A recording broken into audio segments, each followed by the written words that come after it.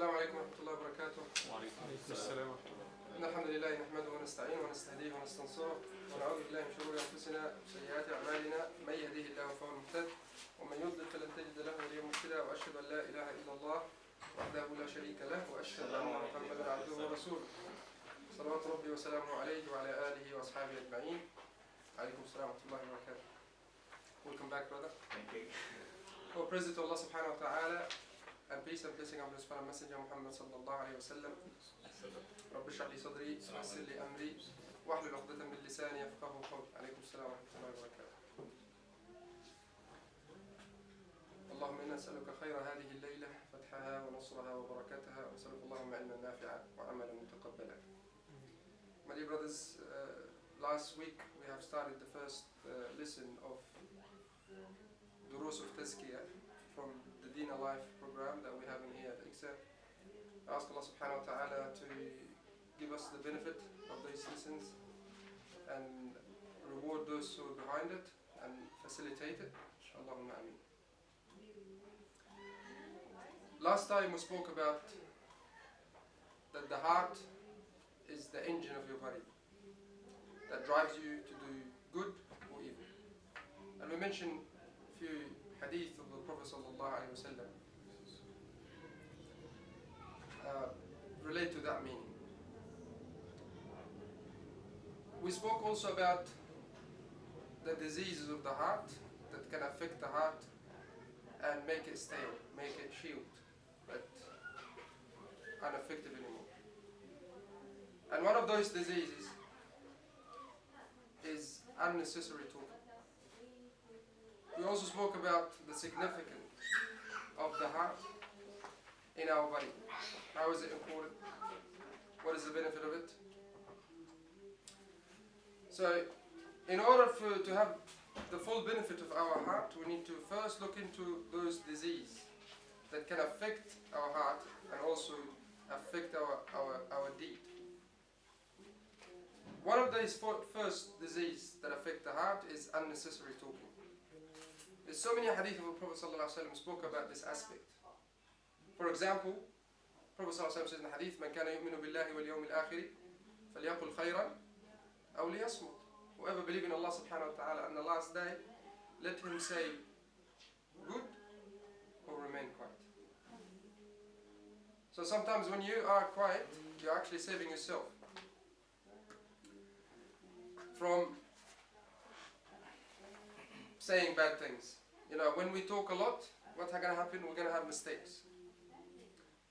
And that will affect our heart, and therefore will affect ourselves. The Prophet ﷺ also said in another hadith that the servant of Allah subhanahu wa ta'ala would say a word out of ignorance, that he'd never pay attention to what he said, and he will be trembling in the hellfire for 70 autumns. 70 years you will be going into the hellfire, falling into the hellfire, just because of a word that you said and you weren't really paying attention to it. So we have to be very careful. When Mu'adh radiallahu anhu came to the Prophet sallallahu alayhi wasallam, the Prophet sallallahu alayhi wasallam advised him, you know, that he has to take control of his tongue. So Mu'adh responded to the Prophet sallallahu alayhi wasallam. He said, أَوَنَحْنُ مُؤَاخَذُونَ بِمَا نَقُولُ? Are we actually accountable for what we say? The Prophet sallallahu alayhi wasallam got upset with Mu'adh.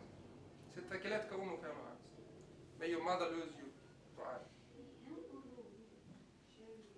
أولا يكب الناس في النار على وجوههم إلا من حصائد ألسنتهم. That the people will be dragged on their faces in the hellfire because of the harvest of their tongue. So the harvest of the tongue, it is what lead people whether to paradise or hellfire. Umar ibn Khattab radiallahu anhu, he said, a person who talks too much is a person who often makes mistakes. And someone who often makes mistakes often has wrong actions. The fire has priority over such a frequent sinner. But the ulama said this is a da'if hadith. So that was one of the aspects that actually affect the heart. We spoke about it in details last time. And now we have to move into another aspect another disease of the heart, which is unrestrained glances. When we free ourselves of looking at haram all the time, this is definitely will affect our heart. So unrestrained in glances results in the one who looks becoming attracted to what he sees. And it's the imprinting of that image. When you look at something that you like and you desire, you have that printed image in your brain and in your heart. And it becomes like an idol for your heart to worship, subhanAllah. Because you like, it could be a house that you want to own, it could be a car, it could be a woman that you want to look at.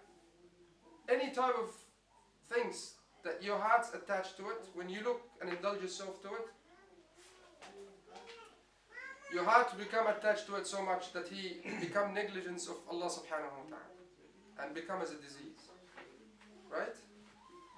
There's a da'if hadith reported by Imam Ahmad in his Musnad, Tabarani and Al-Hakim in Mustadrak. The Prophet ﷺ said, النظرة سهم مسموم من سهام إبليس. The glance, or that look, is a poisoned arrow of shaitan. Whoever lowers his gaze for Allah, He will bestow upon him a refreshing sweetness which he will find in his heart on that day when he meets Allah subhanahu wa ta'ala. The hadith has a beautiful meaning, however it's da'if. Shaitan enters our heart through our eyes, through our ears. When we listen to haram things, shaitan go through there. When we look at haram things, shaitan go through there. And keep us attached to this dunya and all of what Allah has made it forbidden for us. That's why life for a believer is like a prison. Everything is restrained for him. Everything is, he was ordered to take care of. So when shaitan enters with the glance that travel through faster than the speed light, he makes what it seems appear more beautiful than what really is. He beautify it, not just make you look, but also putting those ideas, poison ideas in your head that this is, the best for you, this is good for you. So you indulge yourself more and more in looking. Okay? And that image imprinted in your brain and your heart become like an idol to be worshipped. وَالْعِيَاذُ بِاللَّهِ. Because he promised false all the time. يَعِدُهُمُ الشَّيْطَانُ وَمَا يَعِدُهُمُ الشَّيْطَانُ إِلَّا غُرُورًا. Always shaitan promise you false and lies. So when he promises false rewards, lights the fire of desire within it, and the fuels it with the wood of forbidden actions. Because you looked, you liked, and then you have to act, because you didn't restrain at the beginning. And that will lead up to forbidden actions, which the servant would not have committed if he didn't have that distorted image. So you need to stop the doors, or shut the doors from the beginning, from the very first. Alright?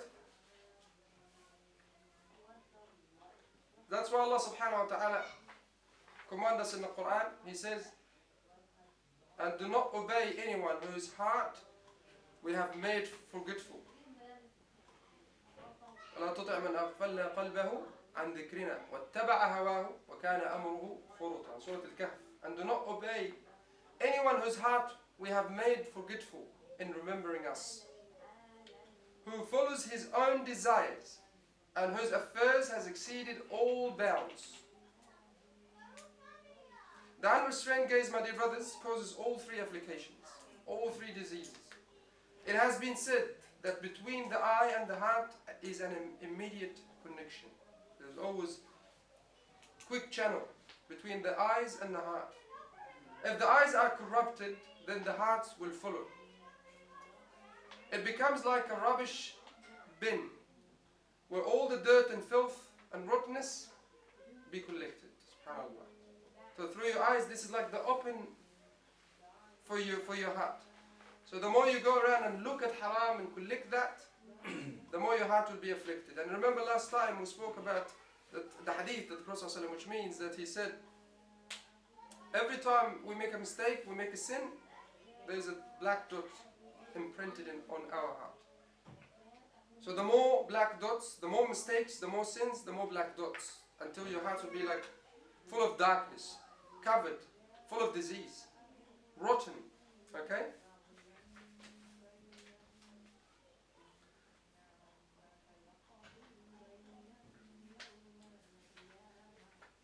Staring and gazing without restraint is disobedient of Allah subhanahu wa ta'ala.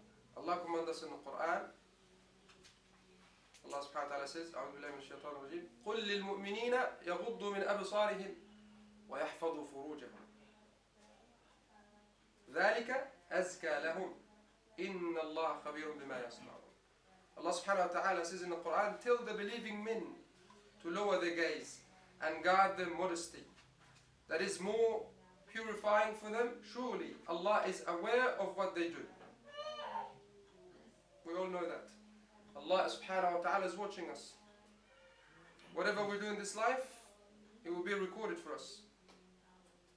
Allah commands us to lower our gaze, we have to lower our gaze, otherwise we'll end up indulging ourselves in haram, doing haram, and that will lead us to the hellfire. Simple as that. So my dear brothers and sisters in Islam, we have to train ourselves to control such a bad habit that will lead to the heart disease. So only the one who obeys Allah subhanahu wa ta'ala command is content in this world.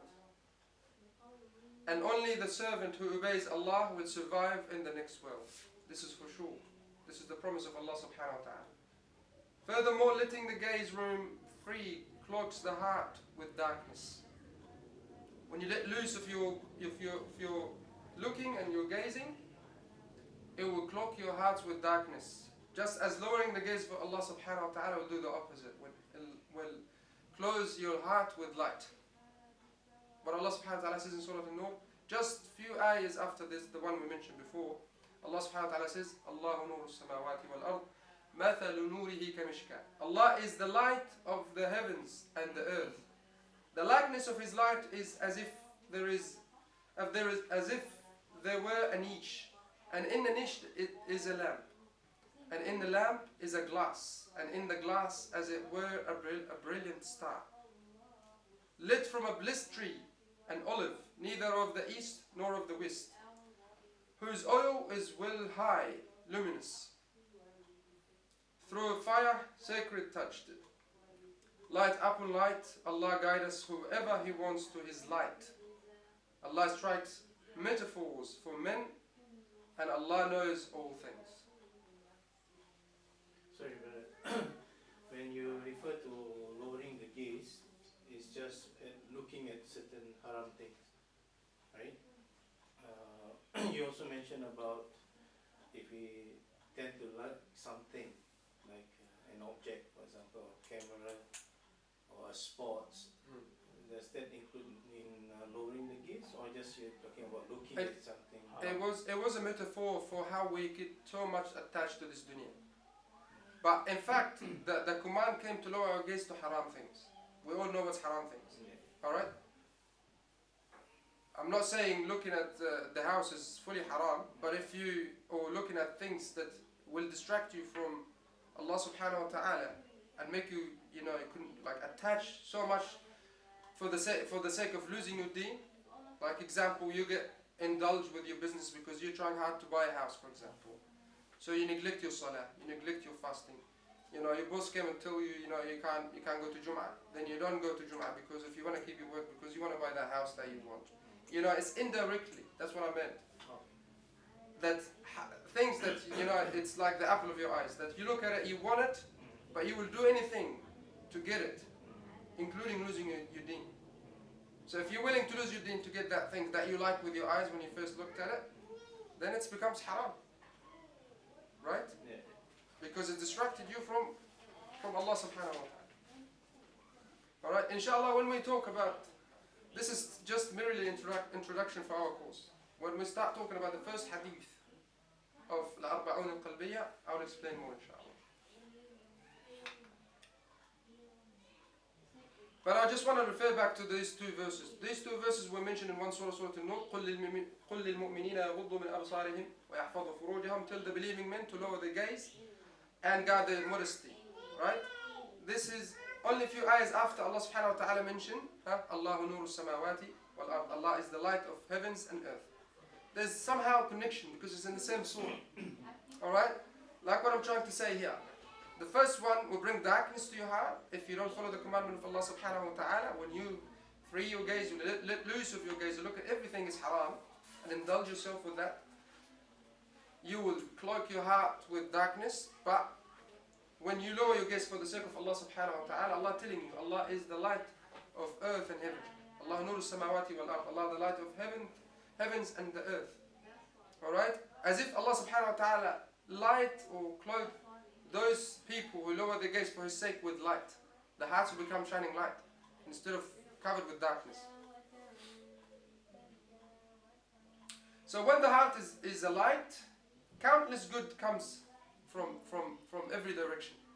So when this heart is pumping and working for the sake of Allah subhanahu wa ta'ala, out of khashya of Allah subhanahu wa ta'ala, like the Prophet ﷺ mentioned in the hadith, that he pointed as his heart and says, Taqwa hauna. Taqwa, being mindful to Allah subhanahu wa ta'ala, God consciousness is here, right here in your heart. So this is what motivates you to do good and to do evil. Okay? So if you can control this, you are safe. And we're looking into the things that actually affect your heart, that can lead you to haram things. So if you can stop those doors or shut it down before it leads to your heart to be full of disease, then you are safe. Okay? So we mentioned one thing, which is talking unnecessary, because the more you talk, you will have mistakes, and looking at everything, looking at haram things freely, that will definitely will affect your heart. So when the heart is a light, countless good comes to it from all directions. If it's a dark, then clouds of evil and affliction come from all directions to cover it. Okay? Letting the gaze run loose also make the heart blind to distinguish between truth and falsehood. So when your heart is full of those black dots and covered and shielded with darkness, it will be very hard to distinguish between right and evil. Right? Because this is your GPS, this is your measurement tool. If this GPS is not working, you will be lost on the way, right? Because there's no feeling anymore. A righteous man once said,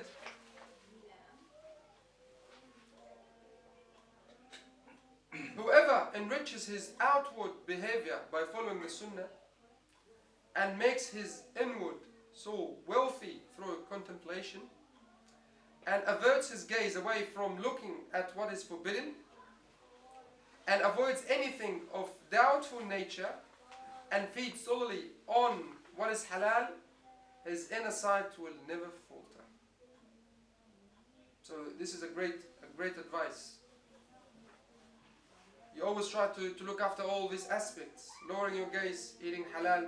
They're all connected and all lead to the healthy heart or diseased heart. Right?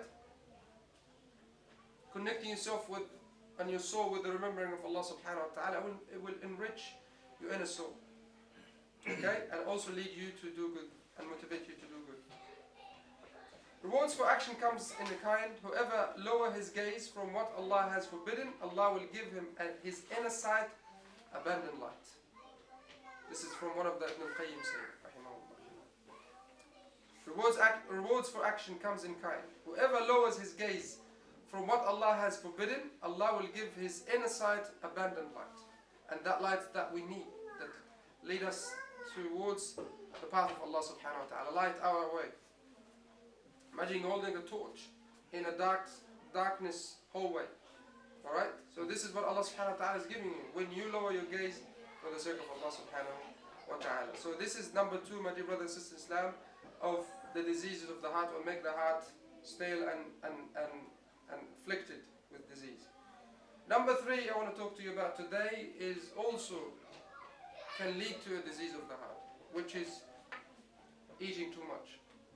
Because there's few hadith Rasulullah sallallahu alaihi wasallam talk about how when you have a restrict diet, how a healthy diet, it will allow you to do more righteous deeds. Okay? And if you look into the example of Rasulullah sallallahu alaihi wasallam, the way he was eating and the way he's drinking and the way he advised us to eat, Allah, you should follow this example because this is the best. But for us these days, we would love to indulge ourselves with food all the time.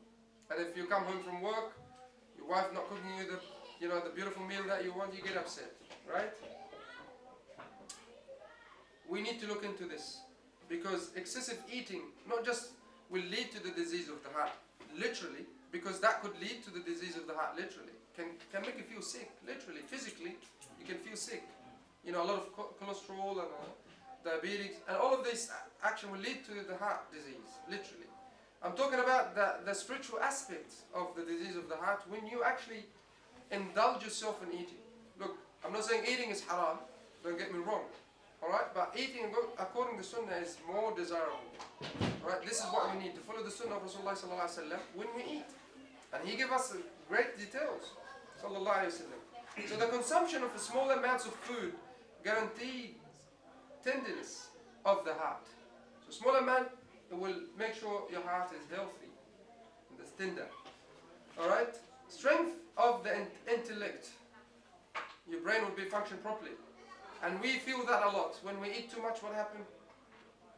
We tend to sleep, we relax. Alright? If you have an exam, if you're studying, as soon as you fill that stomach, you're more relaxed. If you have work to do, as soon as you fill your stomach to the brim, like they say, you tend to sleep, you need to rest.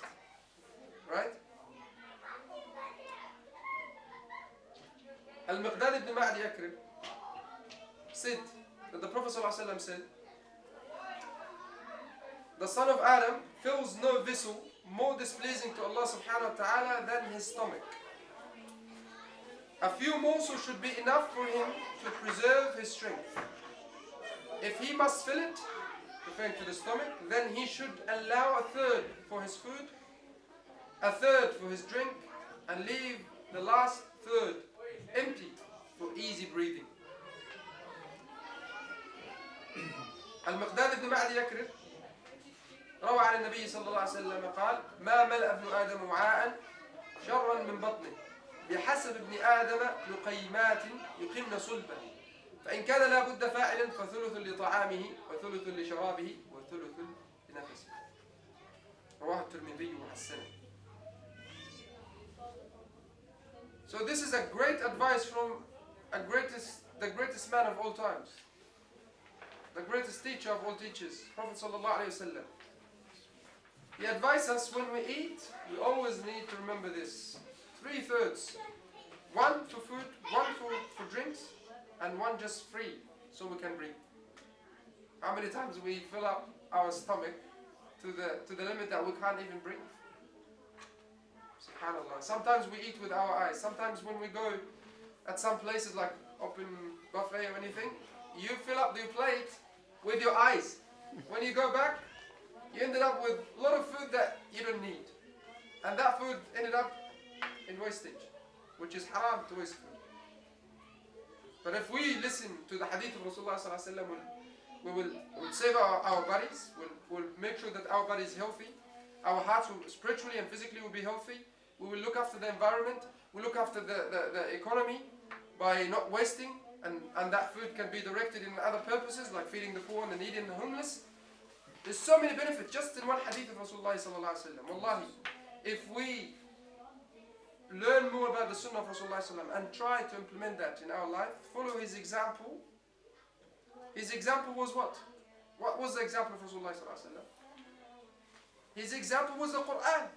Like when Aisha radiallahu anha was asked about the Prophet sallallahu alaihi wasallam and his character, what she said? كان خلقه القرآن. He was the walking Quran.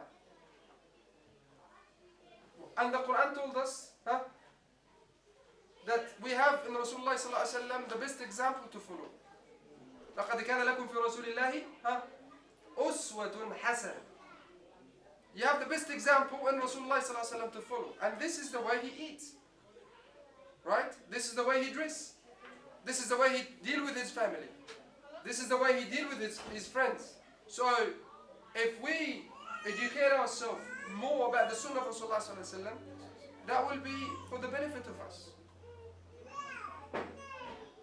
And this hadith is a great hadith. Wallahi, there's so many aspects in this hadith. Not just the part where we just feel happy after we eat, if you follow this example.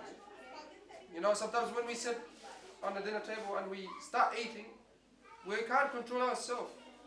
We keep eating and eating and eating. And subhanAllah, if you try it, just try to stand up before you feel so full. Just try that a little bit. You know, at the beginning, you'll find it hard. Because your stomach's still, you're not used. Because we stretch it too much before, in the past. Right? Like in Ramadan. Ramadan, when it comes, subhanAllah, it's all about what? Praying and reading Quran. Wallahi, it's all more about eating and making food. Subhanallah, some families, they have a budget, food budget. They plan food budget every month, for example. So the food budget will cost about $2,000 for a family of 4, let's say that, per se. But in Ramadan, we'll double that.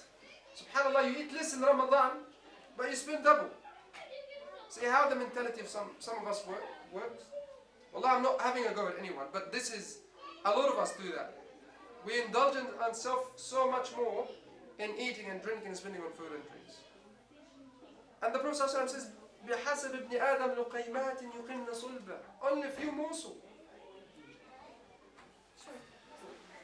بِحَسَبِ ابْنِ آدَمْ لُقَيْمَاتٍ يُقِمْنَ صُلْبًا. Only a few morsels, a few pieces that be enough for him. Give him the strength so he can worship Allah. Give him strength so he can study. Give him strength so he can do his job. Right? But if we not following this great example of Rasulullah sallallahu alaihi wasallam, wallahi, will be lost. Right? Physically we'll be losing because our body will be overweight. Our cholesterol in the blood will be too high, and the doctor says to you, you need to have a diet. He will tell you that. Right? You go to the doctor, he will tell you that. And we only listen when the doctor says you have to do that. But when the Prophet ﷺ said that, we don't listen. This is a big difference, my dear brothers. Wallahi, is a big difference. A big difference. We only follow the Sunnah because if it's for our favor. But I have to tell you, the Sunnah is always in our favor. But sometimes we don't understand that. Sometimes we think we can burn it. I'm still young. I can run. I do running. I do walking. I play soccer twice a week. So I can burn that easily, right? So I get in that habit to eat too much. Sometimes when you go with your friends out to eat, you get those friends all the time who ordered maybe 2 or 3 meals. Not 1, 2 or 3 meals, because he can eat. And he is the last one to leave the table. He's still eating. Where is the hadith of Rasulullah sallallahu alaihi wasallam? The Prophet sallallahu alaihi wasallam says, the son of Adam fills no vessel, listen to this, no vessel more displeasing to Allah subhanahu wa ta'ala than his stomach. This is the worst thing that you need to fill. The less the better for you. Right? A few morsels should be enough for him to preserve his strength. Yes, you need to be strong. You need to be active. Eat enough that keep you active. Alright? Not make you lazy. نحن قوم إذا أكلنا لا نشبع إذا لا نأكل حتى نجوع وإذا أكلنا لا نشبع. We are people, we don't eat unless we feel hungry. And this is another bad habit. You can wake up in the middle of the night, not to pray, Allah to raid the fridge. Straight to the fridge. Right? How many of us do that? Or next to you a bedside table full of chocolate. Wake up in the middle of the night, instead of going to make wudu and pray to Allah subhanahu wa ta'ala, open, eat some chocolate, eat some biscuit, and go back to sleep again. Because you actually needed that energy for sleeping. SubhanAllah. SubhanAllah. The Prophet ﷺ advises us that don't eat unless you actually are hungry. Do not eat unless you are hungry. Your body is healthy. Your heart is healthy, okay, and that will lead to your actions. Alright? That will affect your actions. That healthy diet will definitely affect your actions. If you eat too much, you'll be lazy, you'll be less productive, you'll probably lose your job because you're behind with work, especially those brothers who work like with their hands a lot, you know. There's a risk of losing. You probably will fail your subject if you're studying because you're lazy, you're sleepy, you can't focus. Okay? ابن القيم continues saying فإن البطن إذا امتلأ من الطعام ضاق عن الشراب فإذا أورد عليه الشراب ضاق عن النفس وعرض عليه الكرب والتعب. So when the stomach is nearly full, when you have that full stomach, what do you need? Huh? What do you need when the stomach is full of food? You need water. You need Pepsi. You need something, to make a little bit, fuzzy inside, right? So you need more for drinks. But you didn't have enough space for that. But you still have to do it because your brain still want more, right? And what happened after that? You become really sick. How many times many of us, when they do that, when they indulge themselves in eating and drinking, they actually feel sick. They feel like I want to vomit now. I've ate too much, that I want to vomit. Wallahi, this is against the sunnah of Rasulullah sallallahu alaihi wasallam. Excessive eating, my dear brothers, will induce many kinds of harm. So we spoke about the physical and the health aspect that will come with indulging yourself in excessive eating. Okay, and doctors can write research, can write books about this. I'm not a doctor, but they can tell you how bad is it to eat too much and fill up your stomach. And I will narrate you this story. There was a journalist, a Muslim journalist. He was having an interview with a German doctor in Germany. And the German doctor asked the Muslim journalist, what's happening to the Muslim world now? Why they're not excelling in their knowledge? What's happening to them? What do you think is the reason? The Muslim journalist says because of Islam. And that's shocking. The man did not accept that from a Muslim journalist, said because of Islam. Obviously, he's not a Muslim anymore if you say that, because he's denying Islam. So the German doctor took him in his room, and he had one of the sayings of the Prophet ﷺ. This hadith we just mentioned, dear brothers. ما ملأ ابن آدم وعاء شرا من بطنه.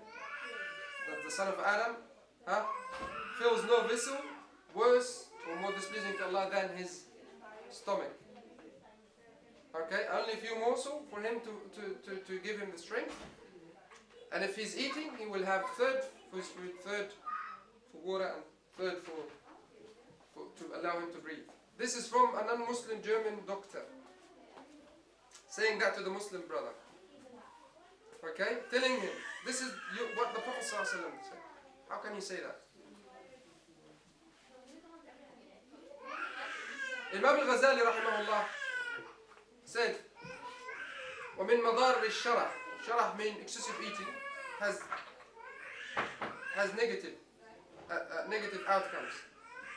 He said, اشتداد المعاصي وخاصة الشهوة الجنسية إذا منعت التقوى صاحبها من الزنا فلا يملك عينه فإذا ملك عينه بغض الطرف فلا يملك فكره فتخطر له الأفكار الرديئة وحديث النفس بأسباب الشهوة وما يتشوش به في مناجاته. This is what Imam Ghazali said. That this advantage of excessive eating is increase of bad deeds, because it will, when you're indulging yourself in excessive eating and drinking, that will allow you it will affect your shahwa, it will affect your instinct for haram things, and you'll be able to think more, or look at haram and think more of haram and trying to do haram. That's what he meant. So excessive eating induces many kinds of harm. It makes the body inclined towards disobedience of Allah subhanahu wa ta'ala, and makes worship and obedience seem laborious. Because when you fall, and that happened when? Ramadan. Ramadan. Wallahi, you see brothers sitting on the chairs all the time. Young brothers sitting on the chairs in Ramadan Tarawih. Or complaining about the Imam took, 10 minutes making dua. Or 20 minutes praying Tarawih. Complaining about how long is it, Because they fill up their stomach. They went against the Sunnah. And now it's time for them to relax, not to stand and do extra prayer. So that few rak'at that they did, it will make them feel like they've done something amazing, something too much. Alright? So obedience of Allah subhanahu wa ta'ala, worshipping Allah subhanahu wa ta'ala seemed laborious. Like they would put so much effort to do it. Okay? And that could lead to what? When you have that feeling that you've done so much today. You stood up for the 8 rak'at. You prayed behind this Imam for 25 minutes. Last year you only prayed 4 rak'at and that was enough. This year I prayed 8, mashallah. So you start feeling proud of yourself and proud of your action. Right? Okay, and that will lead again to the disease of the heart. So if this happened to you and your heart, Allah will not accept your good deed. That's it. You finish. If the pride come to your heart, you're lost, my dear brother. You finished. Because the Prophet ﷺ mentioned in hadith, لا يدخل الجنة من في قلبه مثقال ذرة من كبر. And no one will enter paradise and his heart, or in his heart, an atom weight of arrogance. Now arrogance is not just between each other. Yeah, I got more money than you, I got more wealth than you, I got better car than yours, I got a spacious house than yours. Arrogance also when you feel confident about your good deeds and you think that you will enter paradise because of your good deeds. You are a dreamer if you think that way. Why? Remember the story of Surah Al-Kahf? We mentioned that in one of the lessons before when we studied Surah Al-Kahf. Who was with us when we studied Surah Al-Kahf? Maybe last year. In Surah Al-Kahf we mentioned that it covers 4 stories. One of those stories was the story of the man who owns the garden. 2 people own gardens, neighbors to each other. One of them, Allah subhanahu wa ta'ala has blessed him with wealth, with children, with everything he needs.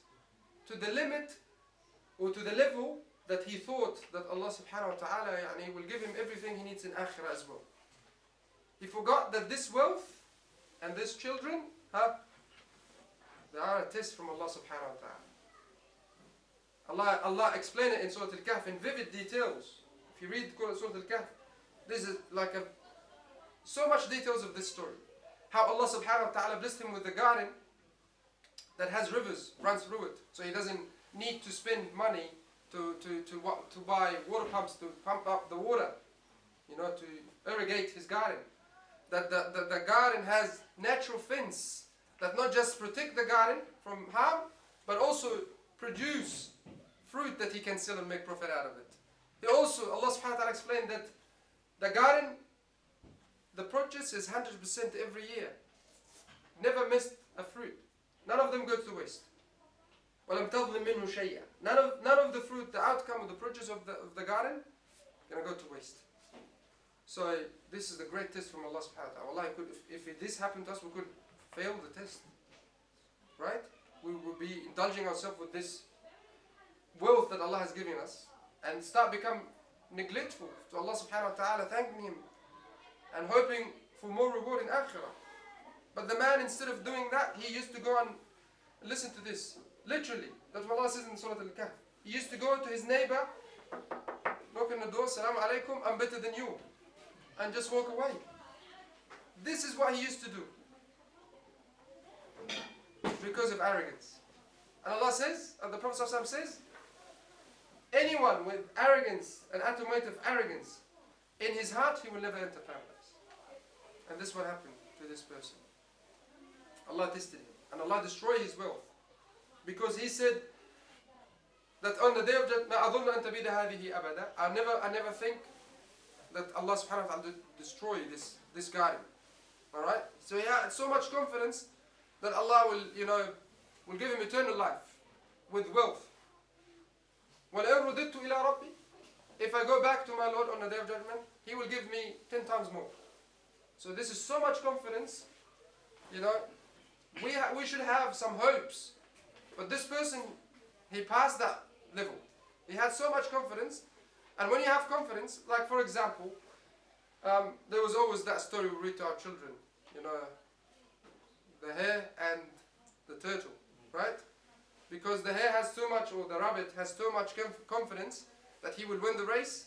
He kept lazy, and not even trying until he said, I will catch up, right? And at the end, who won the race? The turtle, because he put so much effort. Alright? So when you reach that level of confidence, khalas, you're finished. You won't be able to produce more, you won't be able to try more, because you'll be content, you'll be happy, you know? And I'm trying to relate to this, to what we were saying before. Like when you eat so much, excessive eating will lead you to neglectfulness of Allah subhanahu wa ta'ala. And will make your obedience to Allah so much laborious. Little things that you do, 2 rak'at you prayed, you will think that this is too much. Because this is how you feel. When your stomach is full of food, everything becomes hard, right? So you will feel that way, you will think that way, then at the end, in your brain you will think, oh, I've done so much today. And you only pray 2 rak'at. What are you talking about? Right? So excessive eating induces many kinds of harm. It makes the body inclined towards disobedience of Allah subhanahu wa ta'ala. It makes worship and obedience of Allah subhanahu wa ta'ala seem laborious. Such evil are bad enough in themselves. A full stomach and excessive eating have caused many wrong actions and delayed our worship and wasted our reward. So whoever safeguards against the evils of overfilling his stomach has prevented great evil. It is easier for shaitan to control a person who has filled his stomach with food and drink, which is why it has often been said, restrict the pathway of shaitan by fasting, which is a da'if hadith, but I would like to mention it here. Shaitan always controls those who indulge themselves, whether, like we mentioned before, unrestrained gazes, looking at haram all the time, and also eating too much, excessive eating, and also last week we said about unrestrained or unrestricted talk. You talk all the time, excessive talk, indulging yourself in talk. When you talk too much, you will make mistakes, and when you make mistakes, this will affect your heart definitely. Okay.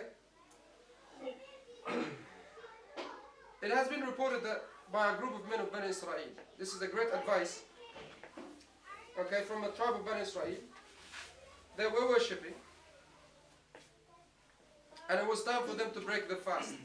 So a man stood up from Bani Israel and said, "O people, do not eat too much, otherwise you will drink too much, and then you will end up sleeping too much, and then you will lose too much." What a great advice. Do not eat too much, otherwise you will drink too much, and then you will end up sleeping too much, and then you will lose too much, because this is time that Allah subhanahu wa ta'ala has blessed us with time. The Prophet said in the hadith, نعمتان مغبون فيهما كثير من الناس الصحة والفراغ. 2 blessings that Allah subhanahu wa ta'ala give many people. They are negligent. They're not aware of them until they lose them. صحة, health, and free time, spare time. Wallahi, we're not aware of those blessings unless we lose them. As long as you're healthy, you barely thank Allah subhanahu wa ta'ala for that health. Right? When you're healthy, you got tasks to do.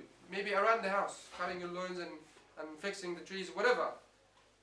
Beneficial for you and your family. You're healthy, maybe you can say next weekend. Alright, next weekend comes and you're sick. You're in bed. Alright? And the grass is that high in your backyard. Right? So when you had the chance, you actually wasted it. When it comes to study, or we have a project you work on, you got a plenty of time, a month beforehand. Right? And subhanAllah, we tend to leave it to the end. So maybe next week I'll start on this project. Next week I'll start on it. Next week I'll start on it. Some people, you'll be surprised Some people have projects for maybe 40, 50 years and still thinking about it. Right? Like this story mentioned, I heard it from Dr. Amr Abdul Kafi in one of his khutbah. He said he met a man living in the West, like us. And for 40 years, he's planning to go back to his home country. 40 years working on that project. Okay?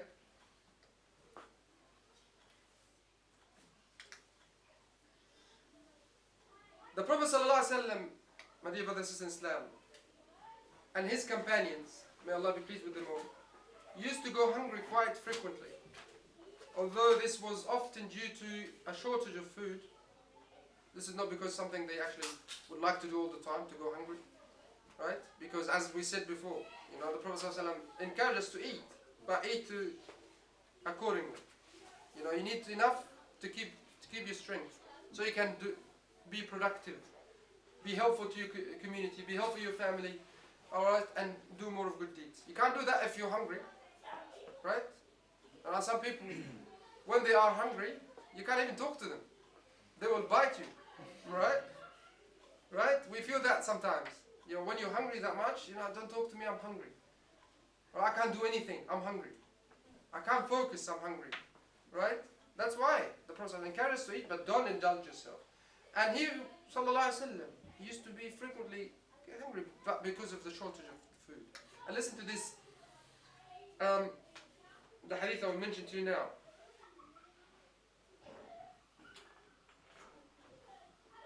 Reported by Aisha radiallahu anha, she said, from the time of the arrival in Medina, this is what Aisha radiallahu anha said, from the time of the arrival in Medina until his death, talking about the Prophet sallallahu alaihi wasallam, the family of Muhammad sallallahu alaihi wasallam never ate the full of bread made from wheat 3 nights in a row.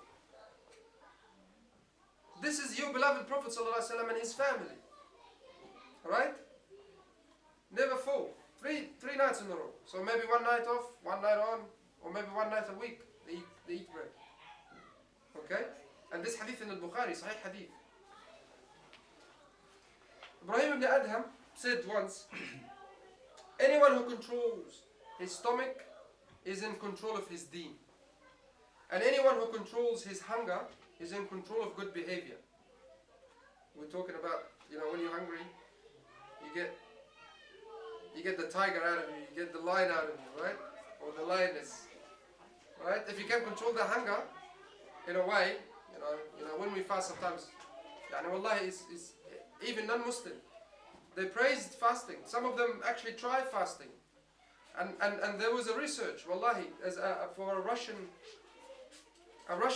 professor talking about fasting. He, after years of study, he said that every human being should fast between 3 to 4 weeks a year, or have restricted diet, 3 to 4 weeks a year. That will benefit everything in the body. Alright? So when you control your stomach, you control your deen, and anyone who can control his hunger will actually have a good character, because that's not easy. Disobedience towards Allah subhanahu wa ta'ala is nearest to a person who is filling his stomach, the furthest away from a person who is hungry. So disobedience is closer to the one who always fills his stomach, and obedience always closer to the one who follows the sunnah in terms of eating. Okay? So my dear brothers and sisters in Islam, that was the third disease of the heart that can lead your heart to be stale and not effective in your ibadah.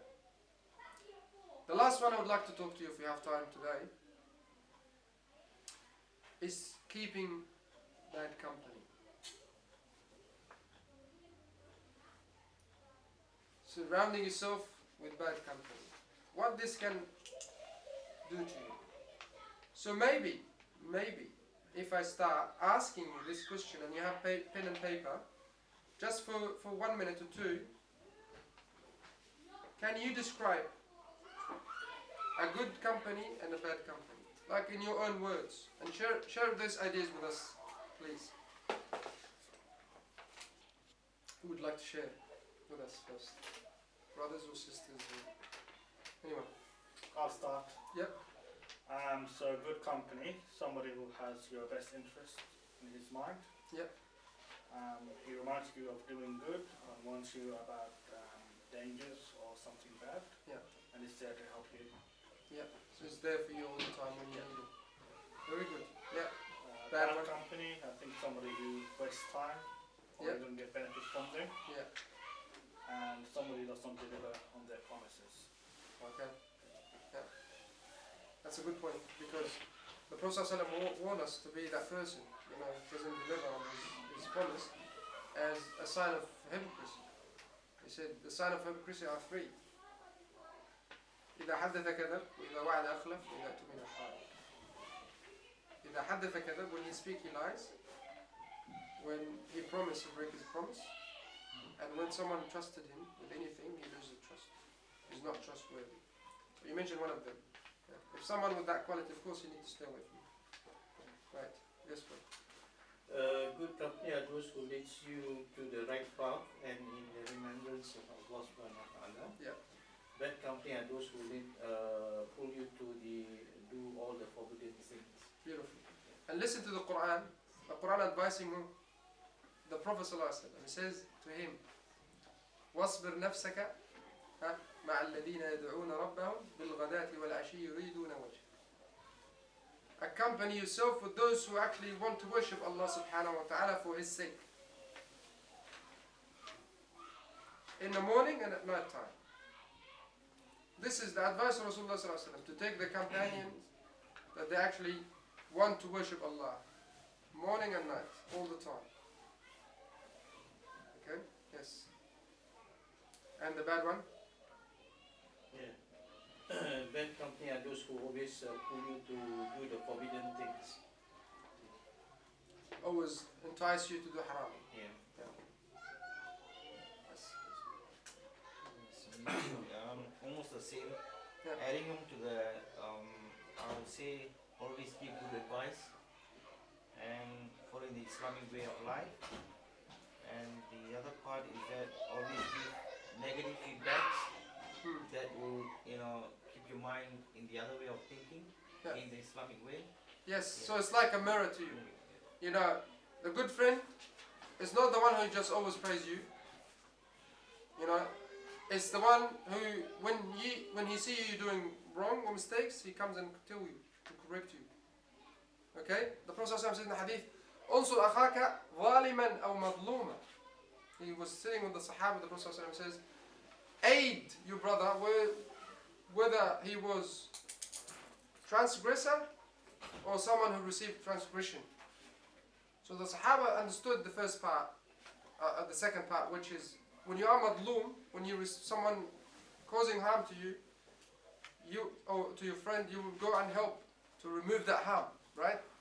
But how can the Prophet ﷺ, in the Hadith, he said, you aid the transgressor as well. How can you aid a transgressor? Someone who's dhalim. He explained to them, he said, how can you help him? By correcting him. By fixing his mistakes, by telling him the halal and haram, so he can abstain from doing this. So in this case, you saved him from the punishment in the hereafter. You are a good friend. But a good friend, a bad friend, he's the one who prays you all the time, whether you're doing halal or haram. He's happy with you, even if you're doing haram. That's not a good friend. He might seem a good friend because he's on your side. He's happy with you, praise you, but in a way he's pushing you to the hellfire. In a way, right? Because he's not correcting you, he's not advising you. He's not your mirror. When you stand in front of the mirror, you see the things that you need to fix. Whether your hairstyle or your jacket or whatever, right? And every time I look, I said, there are a lot of things I need to fix.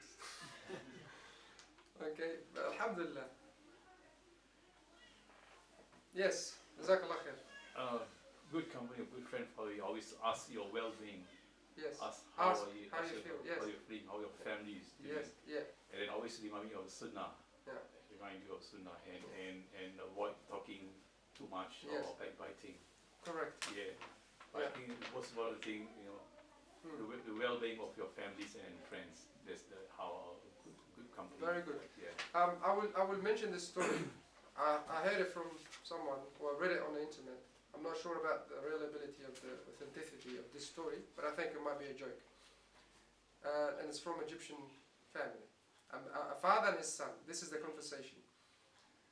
So every night the son he keep asking to leave the house to go and see his friends.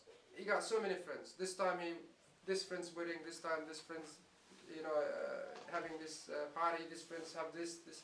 So every night he leave home to see his friends, so-called friends. So the father asked him one day, call your friends and tell them this. My father killed someone in the house and I need someone to come and help me with the body. So the kid keep calling all of his friends. Every time he tell them this story, they hang up, they hang up, they hang up. He called hundreds of them. None of them respond and said, I will come and help.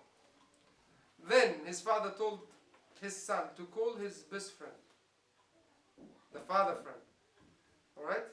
Or his uncle. So he called him, he says, my father did that. The man responds, says, when and where? What do you want me to do? And he came straight away. Knock on the door, he came into the house, he said, where is the dead body? He said to him, there's no dead body, I was just teaching my son a lesson, how best friends should be, But I'm not saying, this is actually contradicting of some of what I say, but it was referring to his son, how to choose carefully your friends. They can stand next to you in time of difficulties. This is probably the gist of the story. Okay? And how the father proved it to his son that he have one good friend is better than 100 of fake ones. And how many are they in our world? A lot of them, right? They meet you with that gorgeous smile and they probably hate you from inside. And this is again disease of the heart. Jealousy, hatred, other things. وَالْعِيَاذُ بِاللَّهِ. May Allah keep us safe from those type of people. Ameen. Yes. Would you like to share with us? Maybe one only additional thing is a bad friend would only be with you in dunya matters, and you will not find him with you in reminding you of akhirah and Allah subhanahu wa ta'ala. Very good point. That's Very good point. That always talk about dunya only. Like, we have lots of friends, they focus on dunya and they never remind you of akhirah. Sometimes if you have a weekly gathering with some of your friends, try in a way that make that gathering, you get together, it's a habit for your family to meet. For example, you meet once a week, once a month, to have something to eat together so family can know each other more. If you can, even maybe one hadith, you study it together. Sit down as a family or as a group and study that hadith. So that act become like like what you mentioned. It's not all about dunya. It's something for akhirah is involved. Something that beneficial in our akhirah is there. And could be a good motive for you to gather more, get together more. And Allah subhanahu wa ta'ala could bless that gathering even more for you. Right? Jazakallah khair, good advice. A good friend that brings you to Jannah. Yes? Short but beautiful, mashallah. Straightforward. to the point. To the point. Yes. The good friend is the one who can take you to Jannah. Right? May Allah grant us a good friend, inshallah. Any of the sisters want to share anything? Or shall we move forward? Sorry? You okay? Okay. No problem.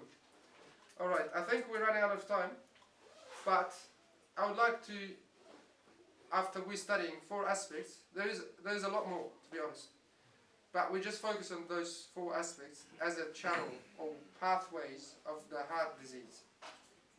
Because mouth, tongue, stomach, eyes, that all will lead to the heart disease. Right? If we can control all of these bad habits and follow the sunnah, and the advice of Rasulullah in regards of all of these aspects, we'll have a healthy heart. Not just spiritually healthy, but also physically healthy. Right? I would would like to leave with that question, if you can write it down or keep it in your mind, and write maybe a short paragraph about it and share it with us next time. What gives the heart life and sustenance? What gives the heart life and sustenance? And what is the significance of the heart in our life? What gives the heart life and sustenance? And what is the significance of the heart in our life?